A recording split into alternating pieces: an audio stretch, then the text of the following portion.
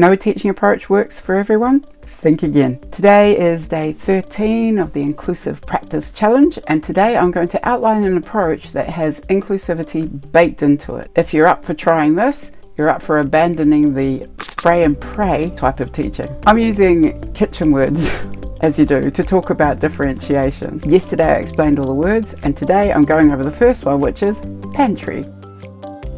The pantry means everything in your cupboards, everything you're cooking with.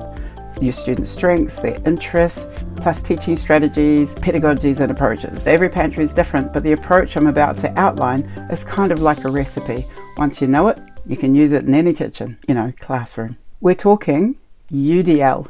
Universal Design for Learning. UDL is about giving students multiple ways to learn, multiple ways to engage, and multiple ways to represent what they've learned. You're probably already doing something like this, like using words and visuals to explain a concept, or letting a child choose between drawing a diagram or writing a paragraph to show their understanding. So UDL gives you a framework to make these flexible strategies intentional and repeatable. Another cool thing, it comes with a rubric. Who does not like a rubric? I love me a rubric. They're called the learning guidelines, and they show all the different ways that you can build that flexibility into your teaching. So why wouldn't you do this? Now, I often ask myself this question about inclusive practices. Why aren't people doing that?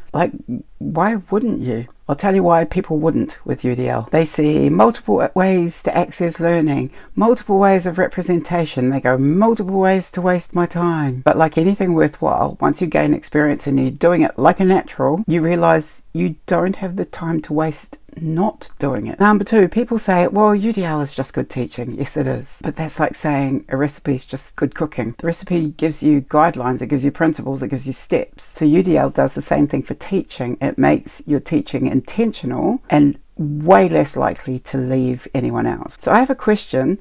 If people are doing the good teaching, how come the good teaching is leaving people out? Number three, they misunderstand the framework.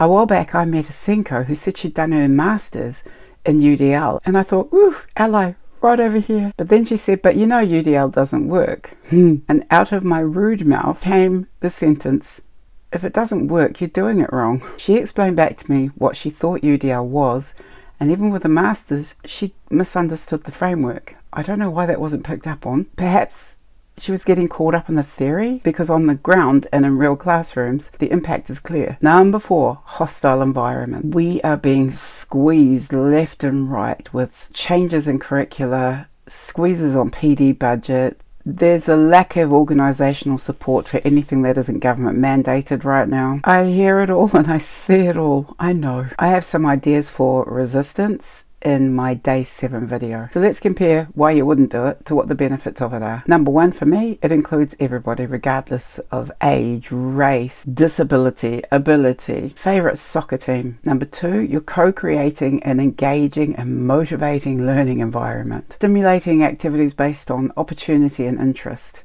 What's not to love? Number three, you're growing learner agency. The built-in empowerment and agency of this framework allows previously dependent students ways to practice those 21st century skills that we keep hearing about. Number four, you get improved student achievement because, hello, you've got the engagement, so you're more likely to have the learning. It's just maths.